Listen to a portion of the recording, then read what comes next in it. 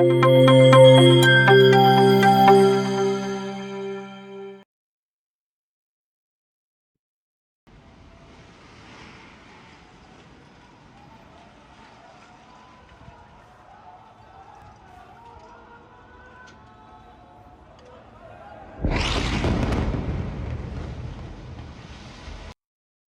Back दोस्तों, मेरा नाम है आशुतोष शुक्ला और आप लोग देख रहे हैं मेरे साथ वायरल मुनि।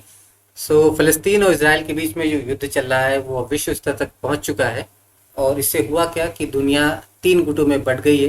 पहले वो ग्रुप जो इसराइल का साथ दे रहे हैं, दूसरे वो ग्रुप जो इसराइल के विरुद्ध हैं यानी फ़लस्तीन के साथ हैं, और तीसरे वो ग्रुप जो डिप्लोमेटिक आंसर दे रहे हैं, मतलब बिचौलिए टाइप के बीच के हैं। तो चलिए जानते हैं कि कौन से देश जो है वो इसराइल के साथ खड़े हुए, कौन से देश उसके अगेंस्ट खड़े हुए और कौन से बीच का रास्ता अख्तियार कर रहे हैं।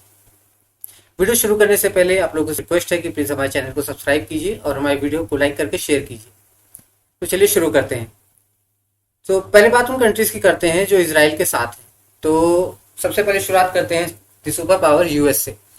तो यूएस जो है वो हमास को, जो कि एक टेररिस्ट ऑर्गेनाइजेशन है, तो उसे यूएस भी टेररिस्ट ऑर्गेनाइजेशन ही मानता है हमास को, जिसके साथ इसराइल का युद्ध चल रहा है।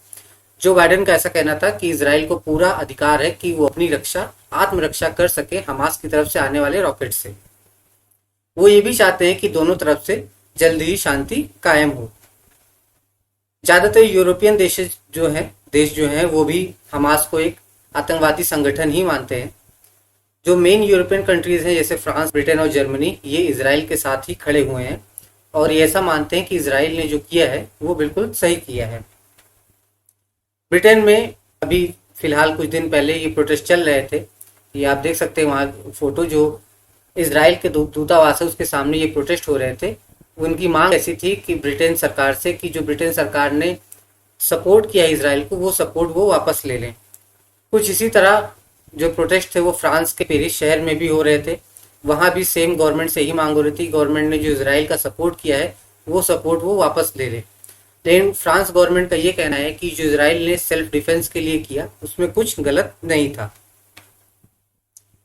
जो जर्मनी की चांसलर है उनका भी यही कहना है कि हाँ, इसराइल ने बिल्कुल जो सही किया है वो सेल्फ डिफेंस के लिए जो उसने किया, जो एयर स्ट्राइक की गाजा स्ट्रिप पे, वो बिल्कुल सही की और हम उन्हें सपोर्ट करते हैं। जर्मनी के जो स्पोक्स पर्सन है उन्होंने कहा कि ये हिंसा किसी भी तरह से सही नहीं ठहराई जा सकती। इसराइल को आत्मरक्षा के तहत इन हमलों के खिलाफ खुद को बचाने का पूर्ण अधिकार है। अब ये जो तीनों मेन कंट्रीज हैं यूरोप के, यूएस, फ्रांस और ब्रिटेन, यूएन सिक्योरिटी काउंसिल के परमानेंट मेंबर हैं। 2 मेंबर और हैं, चाइना और रशिया।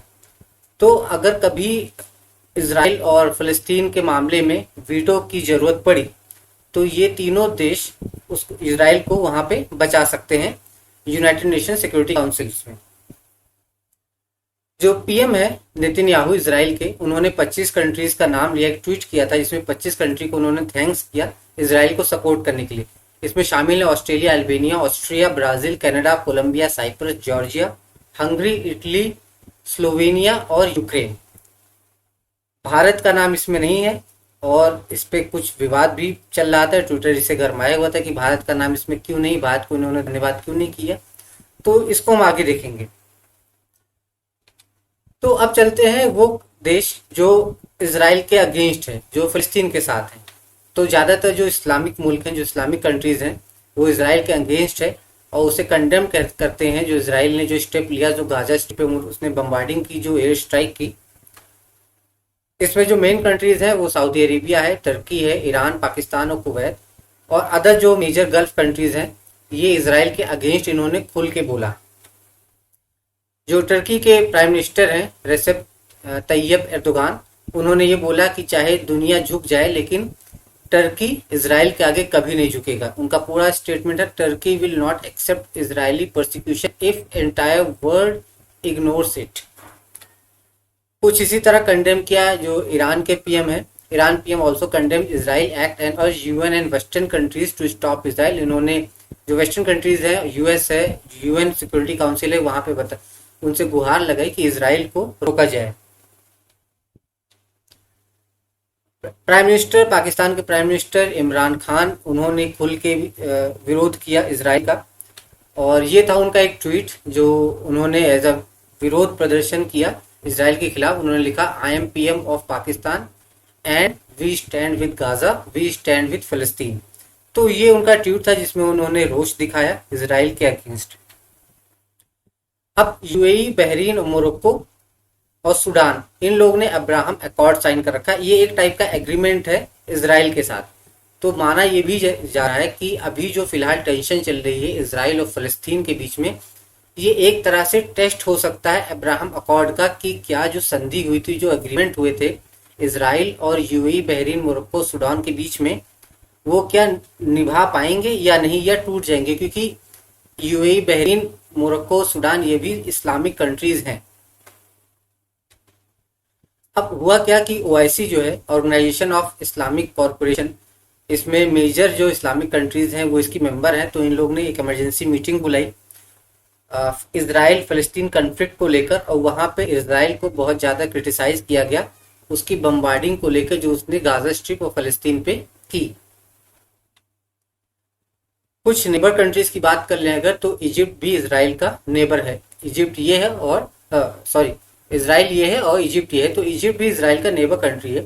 इजिप्ट ये चाह रहा है कि दोनों कंट्रीज में समझौता हो जाए, शांति बहाल हो, और वो कुछ बीच का रास्ता निकल आए, वो ऐसा सोच रहा है। अब ऐसी कंट्रीज की बात करते हैं जो डिप्लोमेटिक आंसर दे रहे हैं कि ना हम इनकी तरफ हैं ना उनकी तरफ हैं, हम भैया बीच में हैं। तो पहला नाम आता है इसमें भारत का। इसीलिए इसराइल के पीएम ने जो ट्वीट किया था उसमें इंडिया का फ्लैग नहीं था, उन्होंने इंडिया को थैंक्स नहीं कहा था। इंडिया का क्या है, इंडिया का दोनों देशों से रिलेशन अच्छे हैं, इसराइल के साथ भी अच्छे रिलेशन और फलस्तीन के साथ भी अच्छे रिलेशन, इसलिए वो दोनों को नाराज नहीं करना चाहता एक साथ, और ना दोनों को एक साथ खुश करना चाहता है। तो इसलिए उसने बीच का रास्ता अपनाया। उसने अपील किया दोनों साइड से कि दोनों तरफ से वायलेंस रोकी जाए। दूसरी कंट्री है चाइना। तो चाइना यहाँ पे अपना मतलब निकाल रहा है। चाइना ने यूएस से बोला कि यूएस को सिर्फ उइगर मुस्लिम दिखते हैं, उन पे जो वायलेंस हो रहा है वही दिखता है, बाकी जो अदर मुस्लिम लोग हैं जिन पे कुछ भी हो रहा है वो उसे नहीं दिखता, जैसा अभी गाजा स्ट्रिप पे इसराइल कर रहा है वो उनको नहीं दिखाई दे रहा। रशिया का यहाँ पे मेजर कंसर्न ये है कि रशिया ने भी खुल के किसी का सपोर्ट नहीं किया, और रशिया का मेजर कंसर्न है कि सीरिया के पास उनका एक मिलिट्री बेस है। तो उनका ये मानना है कि अगर ये टेंशन बढ़ती है तो सीरिया भी इस युद्ध में कूद सकता है, जिसके कारण क्या होगा कि उनका जो मिलिट्री बेस है सीरिया के पास में, उस पर खतरा आ सकता है। तो इसलिए भी उन्होंने इसराइल से बोला कि जितनी जल्दी हो सके ये वायलेंस रोको, वरना मुझे कुछ एक्शन लेना पड़ेगा। ये थी वो कंट्रीज जिनके अपने अपने ओपिनियन थे, अपनी साइड थी। कुछ इसराइल के साथ थे, कुछ फिलिस्तीन के साथ थे, कुछ मिडिल थे जो कि डिप्लोमेटिक स्टेप्स ले रहे थे। आप लोग का क्या इस पे ओपिनियन है, प्लीज हमें कमेंट सेक्शन में जरूर बताइएगा। और वीडियो देखने के लिए बहुत बहुत धन्यवाद। प्लीज हमें लाइक कीजिए, सब्सक्राइब कीजिए हमारे चैनल को। मिलते हैं नेक्स्ट वीडियो में, तब तक के लिए बाय।